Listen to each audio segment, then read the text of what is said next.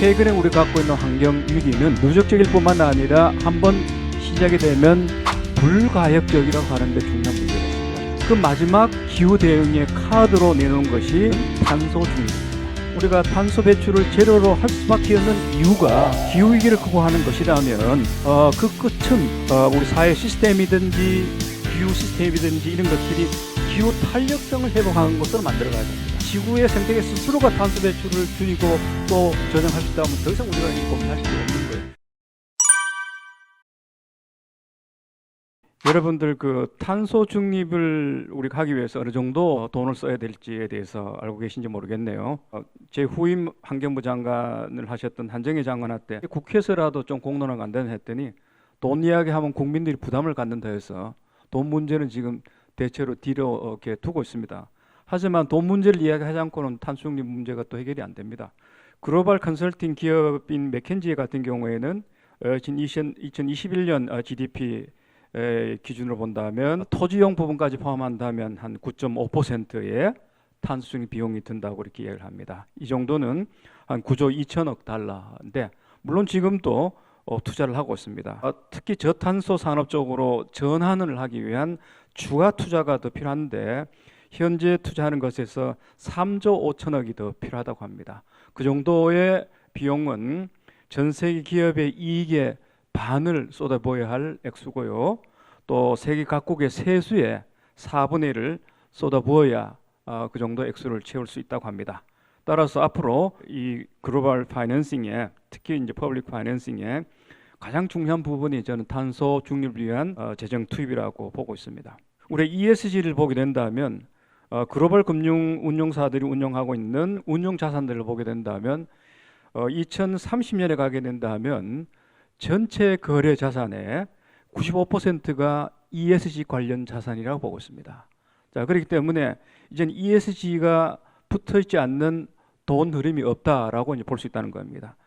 이렇듯이 정부의 이런 투자 정책의 흐름과 시장에서의 어떤 그런 이 금융 자본의 흐름이 특히 ESG 중심으로 이렇게 만나게 된다면 앞으로 이 글로벌 경제가 어떻게 바뀔지를 우리가 쉽게 알 수 있습니다.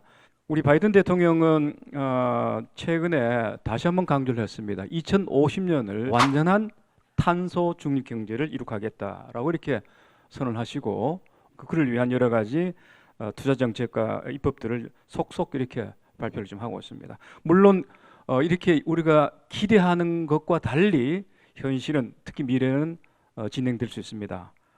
다시 말씀드려서 그렇게 가야 함에도 불구하고 또 그렇게 가지 않을 수 있는 관성과 불확실성이 또 그만큼 크다고 볼 수 있습니다. 2023년 세계 글로벌 경제 포럼이 향후 10년 인류가 직면한 10대 그 위기 중에 10가지 중에 아시다시피 6가지가 다 환경 관련인데 작년과 이어서 올해도 온실가스 감축 실패가 가장 큰 향후 10년에 인류가 직면할 위기가 될 것으로 보고 있습니다. 그러니까 그만큼 투자를 해야 된데도 불구하고 현실적으로는 반대 여러 가지 흐름도 있을 수 있다는 것을 의미하는 거고 만약 우리가 정말 예측한 대로 그런 위기가 실현된다면 인류의 미래는 정말 저는 없다고 이렇게 보고 있습니다. 자, 이에 대한 이제 답이 결국은 탄소 중립인데요. 탄소 중립이 어떤 것인가에 대해서는 잘 아십니다만 탄소 중립을 최소한도 2050년까지 줄잡아 30년간 우리 정부로 본다면 6번의 정권이 바뀌는 기간을 거치면서 이룩돼야 할 중기장기적인 목표입니다. 우리나라 지금까지 경제 발전을 시작하면서부터 30년 정책을 취재한 역사가 없습니다. 경험이 없습니다. 자, 그래서 이 30년 동안 혹은 탄소 중립을 넘어서 EU는 지금 탄소 마이너스까지도 고려하고 있는데 탄소 마이너스까지 고려하는 그런 긴 호흡의 정책으로서 탄소 중립을 우리가 어떻게 해 가야 될지에 대해서는 제가 아는 범위 내에서는 우리 사회에서 그렇게 심도 있는 논의가 없다고 알고 있습니다. 대개 우리가 이야기하는 것은 단기적인 정책 과제 중심입니다. 그러다 보니까 이것이 과연 탄소 중립을 위한 것인지 그 끝이 탄소 중립과 이어지는지 이런 부분에 대해서는 전혀 우리가 고민하지 않고 있고요. 또 탄소 중립은 단기적으로 해야 될 과제와 중기적, 장기적으로 해야 될 과제가 다릅니다. 단기적으로 딱 이어졌을 때 탄소 중립이 이루어진다고 저는 보기 때문에 탄소 중립의 원리와 특히 단계적 추진 방안 이런 것은 우리 사회에서 지금부터 보다 심도 있는 그 논의와 연구들이 있어야 된다고 보고 있습니다. 우리 그 탄소 중립을 이야기하게 되는 배경은 이제 기후 위기라는 것은 1950년대 이후 이른바 Great Acceleration이라는 이 그림을 보시면 왼쪽과 오른쪽이 왼쪽은 대개 이제 우리 사회 경제 지표가 제곡선으로 상승하는 그런 현상이고 파란 곡선은 이제 환경 지표들입니다. 환경 지표들이 동시에 또 올라가는 1950년대를 거치면서 우리 경제사회 변동이 지구의 환경 악화를 보여주는 지표가 동시에 이렇게 제2곡선 올라가는 것을 알 수 있습니다. 저렇게 제2곡선이 갑자기 이렇게 시작된 것을 시기가 바로 1950년대로 보고 있습니다. 이걸 우리가 대가속기라고 부르고요. 지금의 지구 온난화 혹은 지구 환경 위기는 대개 이때부터 본격적으로 시작됐다고 보는데 이때부터 나타나는 기후 위기는 저는 지구 시스템의 이제 붕괴라고 보고 있습니다. 좁혀서는 기후 시스템의 안정이 깨지는 문제라고 보고 있고요. 어쨌든 지구의 기후 시스템을 구성하고 있는 영역과 그 지표의 주요 값들이 바로 오른쪽에 있는 그림이 되겠는데요. 파란 선을 넘어서면 이제 안전지대를 넘어섰다고 이야기하고 있고, 빨간 선을 넘어서면 돌아올 수 없는 강을 건넜다고 합니다. 지구의 환경 회복을 이제는 더 이상 할 수 없는, 지금 9개 지표 중에서 많게는 5개 지표가 빨간 경계선을 넘어서고 있다고 합니다. 최근에 우리가 갖고 있는 환경 위기는 누적적일 뿐만 아니라 한번 시작이 되면 불가역적이라고 하는데 중요한 문제가 있습니다. 돌아올 수 없다는 그런 뜻이 되겠죠. 이산화탄소 농도, 온실가스 농도 400ppm이 넘어선 것도 저 지표 중에 하나입니다. 그런데 우리한테 진짜 중요한 것은 지난 10,000년간 안정됐던 지구의 기후의 안정성이 깨졌다는 겁니다. 지난 10,000년 이상 동안 지구의 그 온도의 진폭은 1도 폭을 크게 벗어나지 않았습니다. 물론 이제 경우에 따라서는 뭐 2도 3도 오른 적이 있었습니다만 수백 년 단위로 우리가 계산한다면 1도 진폭을 크게 벗어나지 않았고요. 그 안정된 환경에서 우리는 바로 이른바 문명이라는 것을 일으켜 왔었습니다. 그런데 그와 같은 우리가 문명을 일으켜 왔던 환경의 역사가 지금 와서 이제 깨지고 있다는 것이죠. 바로 1도 진폭을 벗어나고 있다는데 바로 1도 상승의 중요성이 있는 것이죠. 지금 추세라면 2040년 이전에 1.5도 상승은 지금으로 봐서는 상당히 불가피할 것 같습니다. 그런데 1.5도 상승이 이룩되면 그 다음 2도 상승은 금방 이루어집니다. 따라서 1.5도 상승이 이루어진다는 것만으로도 50년 빈도 폭염의 빈도가 현재보다도 8배 심화된다고 합니다. 그 다음에 인구의 4분의 1이 사는 지구의 적도 지역의 이른바 습구 온도, 생명 한계 온도가 35도인데 35도가 넘었을 것으로 최근에 여러 가지 과학자들이 통계를 내놓고 있습니다. 그렇게 된다면 적도는 대부분 살 수 없는 그런 지역으로 이제 바뀌게 되겠죠. 이런 것에 대한 이제 여러 가지 문제를 제기하면서 그렇다면 우리가 어떻게 해야 되느냐? 그 마지막 일종의 기후 대응의 카드로 내놓은 것이 우리가 잘 아는 탄소 중립입니다. 물론 탄소 중립은 유럽에서는 이미 스웨덴이라든가 여러 나라에서는 뭐 90년대부터 추진해온 정책입니다만 전 세계적으로 합의해서 함께하자라고 이렇게 결의가 된 것은 2018년 인천 송도에서 개최된 1.5도 상승과 관련된 그 총회에서 채택된 1.5도 특별 보고서에서 이제는 탄소 중립하지면 안 된다는 마지막 보고서를 하게 됩니다. 그 위에 이제 뭐 여러 가지 6차 보고서라든가 등등 하면서 제가 아는 범위 내에서 탄소 중립은, 그러니까 탄소를 플러스 마이너스해서 제로 시키는 이 방법은 어떤 면에서 보면 극단적인 방법입니다. 하지만 그 방법을 이제 쓰지 않으면 안 된다라는 마지막 카드라는 겁니다. 이 카드를 우리가 실패한다면 어떻게 될 건가? 또 이 카드를 넘어설 수 있는 카드가 있을 건가? 랄 정도로 탄소 중립은 우리 숨을 쉬면서 탄소 배출합니다. 그럼에도 불구하고 탄소를 플러스 마이너스 제로 하자는 것은 그만큼 레디컬 솔루션인데 하지 않으면 안 되고 또 하기 어려운 그야말로 그런 숙제라는 것을 우리가 알 수 있습니다. 우리나라에서 탄소 중립이 언제 나왔는지는 뭐 제가 자세히 설명드리지 않겠습니다. 어쨌든 2020년 10월에 대통령 국회 연설을 통해서 선언이 됐고요. 제가 그때 정부에 있으면서 이 탄소 중립을 준비할 때 주변에 어느 누구도 청와대에 있는 분들까지 포함해서 탄소 중립을 지시한 분이 없었습니다. 특히 환경부 내에서도 그랬었고요. 탄소 중립 선을 앞두고 내각에서 치열한 논쟁이 있었습니다. 대통령께서 10월달 국회 시정연설을 통해서 탄소 중립을 선언할 때 저로서는 상당히 아주 보람찬 생에서 순간이었습니다. 아시다시피 우리나라 탄소 중립은 2021년 우리 윤순희 장관 위원장님 계실 때 마련된 겁니다만 2050년 탄소 배출량을 2018년 대비해서 84%, 89%이 말은 탄소를 대부분 다 이제 줄인다는 이야기입니다. 그래서 이 탄소 중립이라는 것은 여러분 잘 아시다시피 어쨌든 수단과 방법을 가리지 않고 최대한 줄이고 남는 것은 또한 수단과 방법을 가리지 않고 제거해서 계산상 남는 것은 0으로 만든다. 이제 그런 뜻이 되겠죠. 이것은 이제 기후변화 회복 체결 당시부터 정부가 통계 작성할 때 그렇게 해야 되고 또 2015년 파리 기후 회복 체계를 구축할 때도 저런 식으로 탄소중립 정책을 기후변화 대책을 각 국가들이 수립하도록 돼 있었습니다. 따라서 탄소중립 이 두 가지 변수를 감축과 제거 이 두 가지 변수를 어떻게 관리하냐에 따라서 이제 그 결과가 달라진다고 보는데 지금까지는 대개 우리 열심히 감축하겠다는 것은 좋은데 남는 것을 어떻게 할 것인가 뭐 습 조성이라든가 등등을 통해서 제거한다고 하는데 제거 개념을 지금 잔여적 개념으로 본다는 것도 큰 문제입니다. 어쨌든 80% 이상 대개 어느 나라다 보면 80 이상을 줄이려고 되어 있습니다. 돼 있는데 이것은 사실상 탄소 배출을 하지 않겠다는 뜻이고요. 고탄소 경제를 그야말로 이제 탈탄소 경제로 만들겠다는 이제 그런 뜻입니다. 그 되지 않는다면 탄소 중립이 안 돼요.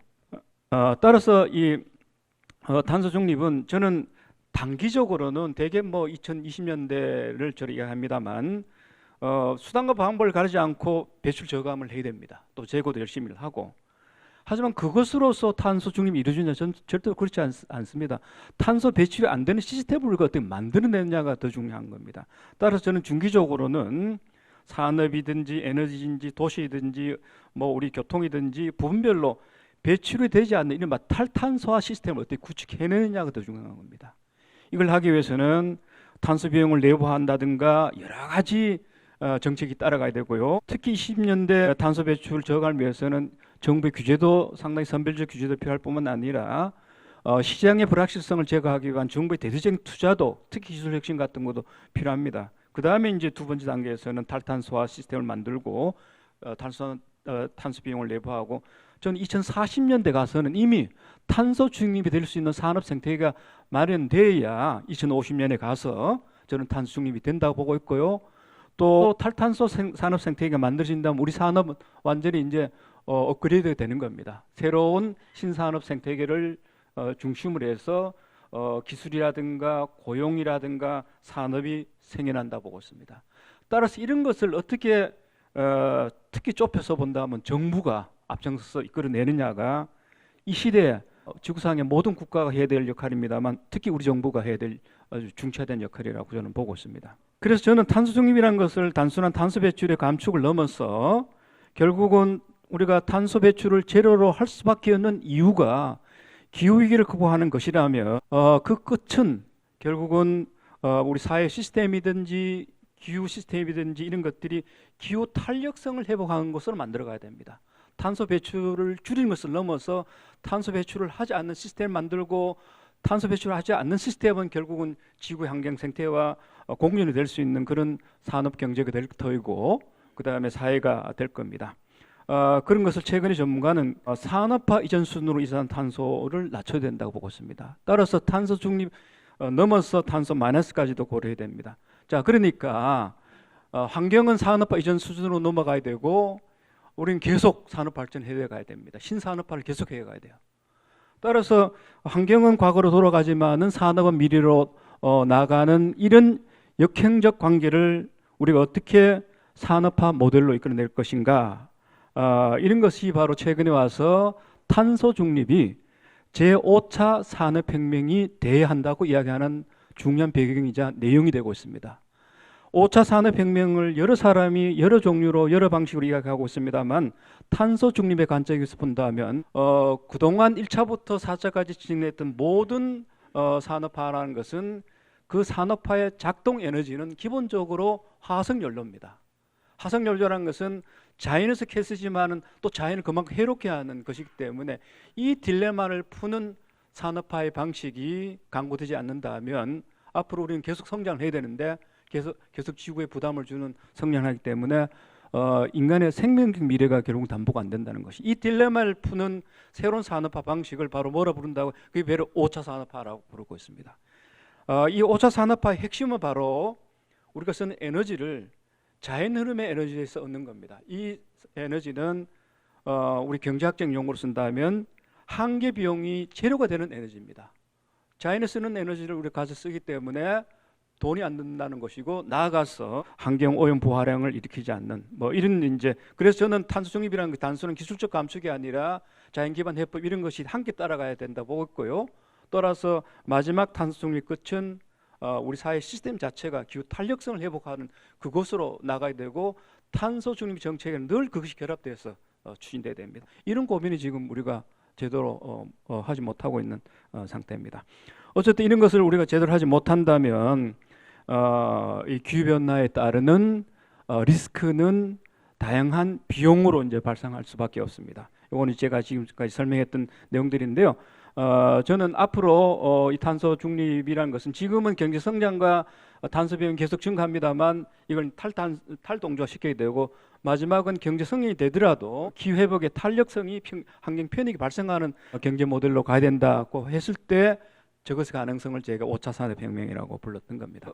5차 산업혁명은 이 그림에서 나와 있는 오른쪽 그림인데요. 이걸 하기 위해서는 일단 우리가 기후 비용을 줄이는 이런 정책을 펴야 되고요.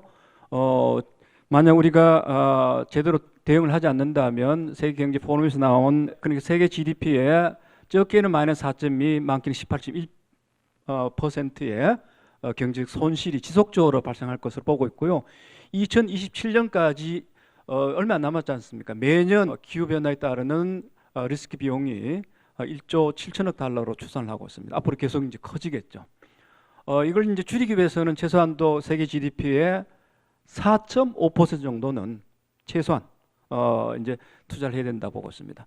그렇게 해서 우리가 새로운 산업화의 모델은 노동 생산성이 높아지는 그런 전통적인 생산 체제가 아니라 이른바 탄소의 생산성이 높아지는 이런 것을 바꿔야 됩니다. 그런데 우리나라 탄소 생산성이 굉장히 부실합니다. 앞으로 제대로 된 탄중립이 되기 위한 그런 경제 패러다임이 되기 위해서는 탄소 생산성이 지금보다도 10배에서 14배 정도 높여져야 한다는 한국은행의 보고서 내용입니다. 자, 5차 산업혁명 그렇게 해서 이루어지고요. 자, 유럽이라든가 미국에서는 바로 이를 위한 여러 가지 입법과 대규모 투자 정책들이 지금 앞다투어 나오고 있습니다.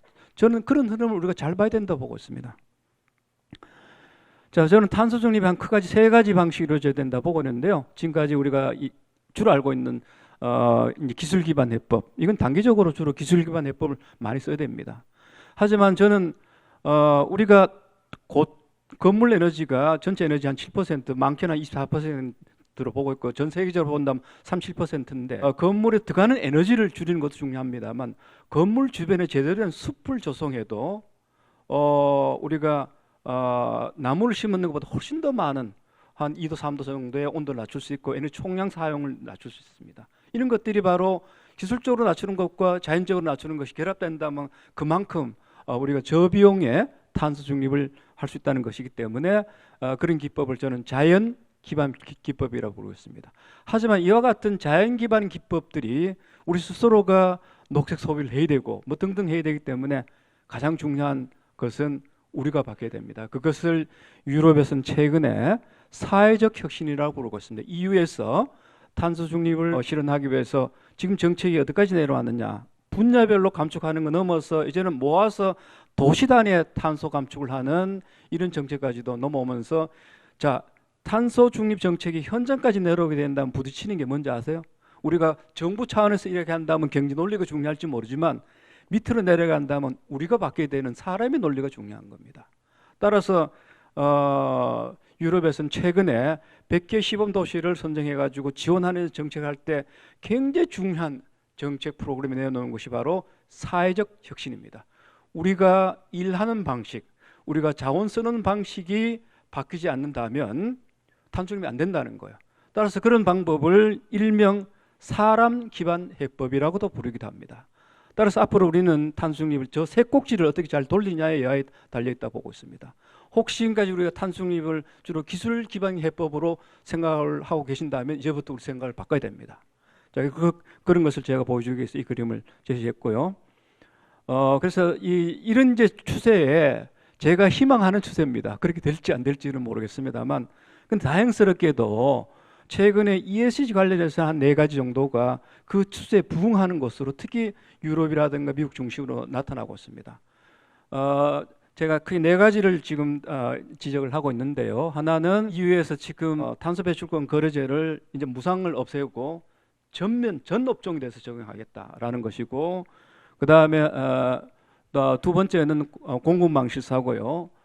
세 번째는 여러분 아실지 모르겠습니다만 스콥 3의 공시의 의무화, 마지막으로 우리가 이제 ESG 그리면 주로 기후 공시를 생각합니다만 근제에 와서는 이제 자연 부분에 대한 공시도 해야 된다는 여러 가지 연구와 주장들이 나오고 있습니다. 이 4가지가 제가 말씀드렸던 그런 탄소 중립의 단계별로 추진에 부응하는 선진국형 ESG의 어떤 트렌드다, 이렇게 저는 보고 있습니다.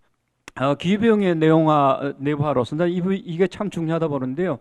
기후비용의 내부화 없이는 탄소 중립이 안 된다 보고 있습니다. 유럽에서는 지금 탄소 배출권 거래제 전체를 이제는 앞으로 무상으로 하고, 또한 2034년에 가서는 이제 무상 배출권을 없애겠다고 하고 있습니다.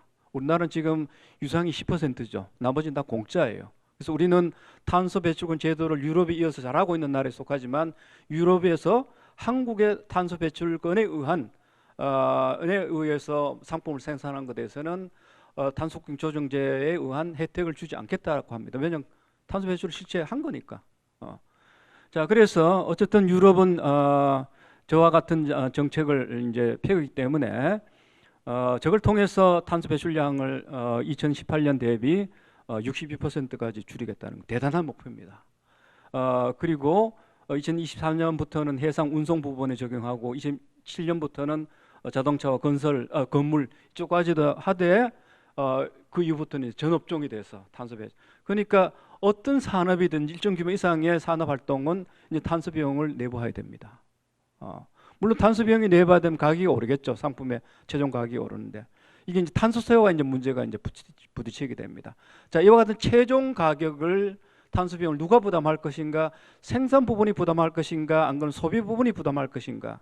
대개 유럽의 현재 정책의 논의는 생산 부분에서의 부담에서 소비자가 부담하는 것으로 옮겨가고 있습니다.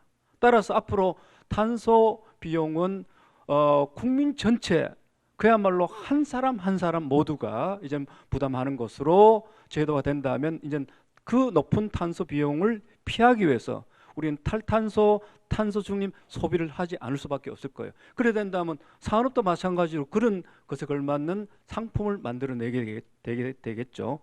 이런 것들이 바로 유럽에서 지금 움직이는 여러 가지 현상들이고요. 그 다음에 이제 여러분 잘 아시는 탄소권 조정제도 결국 이것도 2026년부터 본격적으로 시행되는 거고요. 이제 탄소 배출을 다른 나라에서 하게 된다면 비용을 매기겠다는 겁니다.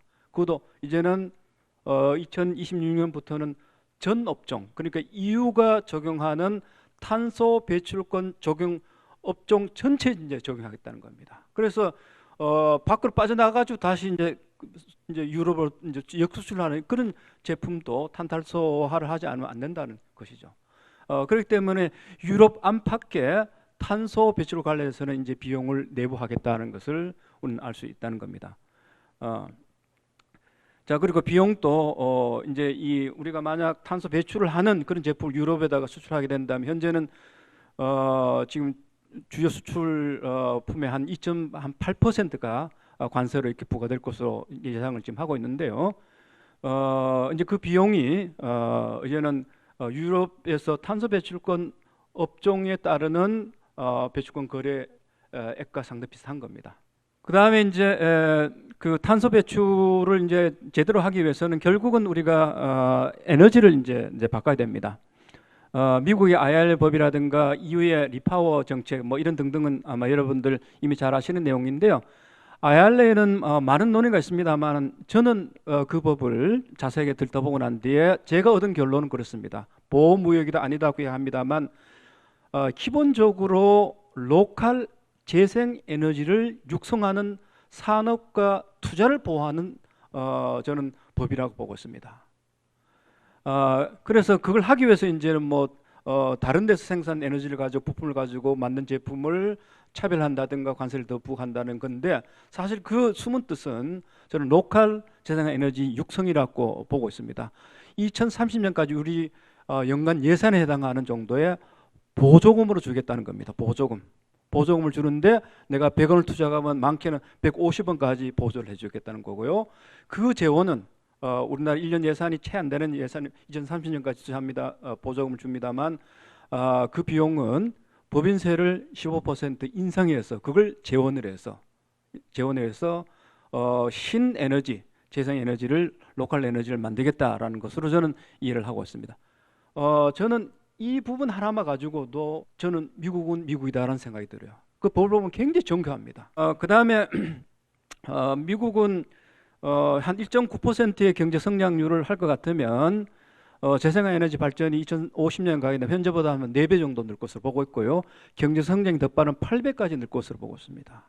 그러니까 지금부터 2050년 완전한 탄소 중립 경제를 이룩하기 위해서는 그 에너지가 한계 비용이 재료가 되는 재생에너지로 대체가 돼야 되고 그 에너지가 주류 에너지가 되기 위해서는 정부의 선도적인 기술적 재정 투자이 저렇게 대규모로 이루어져야 한다는 겁니다.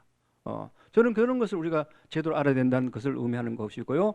유럽의 리파워 정책도 되게 비슷한 의미를 갖고 있고 그 밖에 여러 가지 정책들이 많습니다. 미국의 IRA 이 정책은 로컬 클라이메트 에너지라고 저를 본다면 EU의 리파워 정책은 물론 재생에너지 육성을 우선을 합니다만 저 정책이 나온 것은 아시다시피 우크라이나 전쟁 때문에 그렇습니다. 그러니까 화석연료는 환경 문제를 많이 낼 뿐만 아니라 화석연료를 만들지 않는 국가에 대한 의존도가 높은 거예요. 따라서 그런 것들이 오히려 에너지 정책이라든가 경제에 많은 어려움을 주기 때문에 그로부터 자유로운 에너지, 독일 사람들은 재생에너지를 자유에너지라고 부릅니다. 따라서 우리 국토 지역 환경에서 우리가 태양에서 오는 에너지 80초 분의 에너지를 가지고 인류사에 1년간 쓸 수 있는 에너지를 확보할 수 있습니다. 근데 그 에너지를 어떻게 우리 현실 에너지를 쓰느냐는 것은 결국 기술의 문제라고 봐야 되고 그 기술의 문제는 정책의 문제가 또 이어진다는 겁니다. 그 다음에 두 번째 공급망 실사는 쉽게 말해서 하청, 협력 이런 데까지도 이제는 ESG 관련해서 실사를 하겠다는 겁니다. 일정 규모 이상의 생산을 하거나 고용을 하는 기업에 대해서는 내 기업만 잘하는 것이 아니라 협력 기업까지도 이제 다 ESG 경영이 될 수 있도록 협력을 하라는 것, 갑질 하라는 그런 뜻은 아닙니다.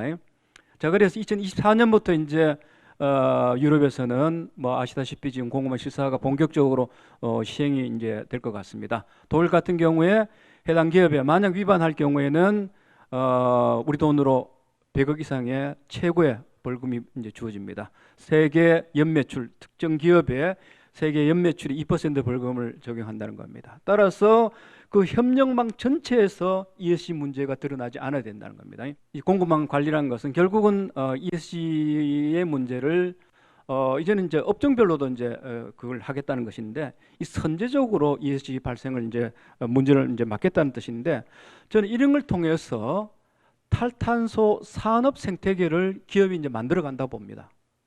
그런 것이 아주 중요한 의미라고 저는 보고 있습니다. 우리나라에서도 최근에 한국 대한상공회의소에서 조사한 바에 한다면 현재 우리 기업들이 직면한 ESG 관련 최대 현안이 바로 뭐냐? 공급망 실사라고 보고 있습니다. 그만큼 우리나라 기업들은 워낙이 하청망을 통해서 공급하는 이런 기업들이 많기 때문에 유럽의 저기 발동되면 우리나라 기업도 다 적용이 됩니다. 수주를 하기 때문에 그래서 지금 발등에 떨어진 불이라는 겁니다. 그런데 지금 우리나라 중소기업들의 이 공급망 실사에 대한 준비가 상당히 열악합니다. 열악하고 많은 어려움을 겪고 있습니다. 어쨌든 우리 정부는 이와 관련해서 ESG 리스크 진단, 뭐 실사 등등을 하겠다고 합니다만 앞으로 실제 어떤 식으로 공급망 실사를 대비한 ESG 새로운 시스템을 도입할지는 조금 더 두고 봐야 될 것 같고요. 어쨌든 제대로 된 그 공급망 실사 대응 ESG 관리 시스템이 도입되도록 우리가 여러 가지로 좀 도움을 줘야 될 것 같습니다. 그다음 세 번째는 스코프 3라는 것인데요. 우리가 그 환경 오염 배출, 특히 탄소 배출이 어느 영역에서 이루어지느냐를 판정할 때 여러 가지가 있습니다. 경계 내에서 이루어지는 거, 분야별로 발생하는 거 등등이 있는데, 이른바 이산화탄소 프로토콜이라는 그 조직에서는 그림을 보시다시피 세 가지 영역으로 나눕니다. 스코프 1이라는 것은 내가 에너지를 가지고 직접 사용해서 했을 때 나오는 그 온실가스 배출이고요. 그 다음에 스코프 2라는 것은 우리 전기같이 발전은 타지에서 하지만 내가 전기를 쓰면서 보령해서 탄소 배출이 이루어지는 겁니다. 그런 것을 우리가 간접 배출, 스코프 2고, 스코프 3라는 것은 내가 소비재를 쓰면 그 소비재를 만드는 회사에서 결국은 탄소 배출할 수밖에 없고요.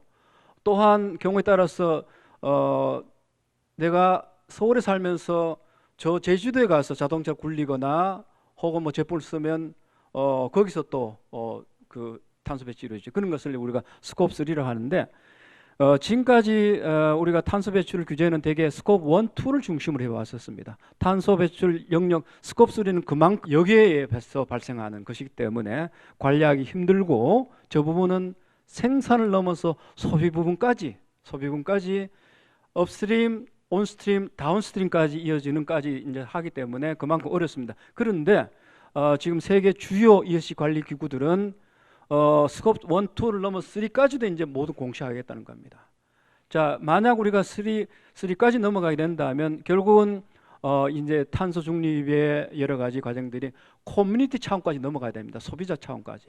그래서 이 스코프 3를 우리가 공시 의무한다는 것은 이제는 탄소 중립의 산업 경제적 시스템이 아니라 생태계가 아니라 사회 공동체의 어떤 그 생태계까지 만들어내야 스코프 3에서 문제가 발생하지 않습니다. 특히 우리나라 경제는 업스트림보다도 다운스트림 부분이 강합니다. 다운스트림 대개 소비와 관련된 부분이고, 그렇기 때문에 이 스코프 3를 공시 의무한다는 것은 이제는 우리 산업 활동에 있어서 마지막 소비분까지도 탄소 배치 안 되는 것까지 신경 써야 된다는 겁니다. 자, 이런 것은 아주 큰 저는 이 경영에 변화를 가져오고 탄소 중립에 중요한 결과를 가져온다고 보고 있습니다. 마지막으로 자연 공시인데요. 우리 기후 공시는 아마 여러분 아실 겁니다. 대개 지금까지 ESG에 관련된 공시는 특히 그중 이 공시는 기후 공시죠. 기후 공시인데 근자에 와서는 같은 기구에서 Task Force on Nature Related Financial Disclosure라는 이 기구에서 자연 자본에 대한 리스크 관리도 해야 된다고 보고 있습니다. 기후 변화와 관련돼서는 탄소 배출 관련된 것을 관리하는 뿐만 아니라 우리가 경제활동, 기업활동에 의해서 그 자연 자본에서 발생하는 위험이라든가 리스크도 관리해야 된다. 왜냐하면 우리 경제활동에서 발생하는 이익의 사실 반 이상은 GDP의 세계 GDP 반 이상은 다 자연에서 오는 겁니다. 따라서 자연이 손상된다면 그만큼 기업의 재무적 이익이 손실을 겪게 된다는 것이죠. 이게 이제 최근의 의식입니다. 따라서 기후 공시뿐만 아니라 자연 공시까지도 함께 포함을 시켜야 된다고 하는 주장이 지금 나오고 있고요. 아마 저는 결론적으로 향후 ESG 공시는 기후 공시와 이 자연 공시가 함께 양대 축을 이룰 것으로 보고 있습니다. 우리나라 일부 기업들이 이미 우리 금융지주라든가 신한금융그룹 등등이 이미 TNFD에 참여를 합니다. 올해 안으로 저 가이드라인이 나올 겁니다. 그렇게 된다면 이제 기업들은 탄소 배출을 줄이는 것뿐만 아니라 경제 활동을 하면서 훼손됐던 어떤 자원이라든가 자연이라든가 이런 부분에 대한 원상 회복이라든가 복원이라든가까지도 이제 책임을 져야 올바른 ESG 경영을 할 수 있다고 보고 있고요. 저걸 우리가 일정한 수준 이상을 하게 된다면 아마 저는 그린 크레디트가 발생할 것 같고요. 그 그린 크레디트는 시장에서 거래될 수 있는 그렇기 때문에 앞으로 탄소 중립은 앞에서 말씀드렸던 기후 중심의 그야말로 기술 베이스의 중립뿐만 아니라 감축뿐만 아니라 자연 기반의 감축도 함께 따라가야 된다는 겁니다. 자연 기반의 감축은 감축으로 끝나는 것이 아니라 지구 생태계라든가 우리 지역 사회라든가 기후의 탄력성 회복까지도 이어진다는 겁니다. 지구의 생태계 스스로가 탄소 배출을 줄이고 또 저장할 수 있다면 더 이상 우리가 이제 고민할 필요 없는 거예요. 그까지 나가는 것이 탄소 중립이 이룩해야 될 최종 목표이고, 그걸 하기 위해서는 우리 ESG 경영도 기후 경영뿐만 아니라 자연 경영이 지금부터는 결합이 돼야 된다라는 것을 이런 흐름에서 우리가 읽을 수 있습니다. 예, 이제 이상으로 제가 할 말씀드렸습니다. 고맙습니다.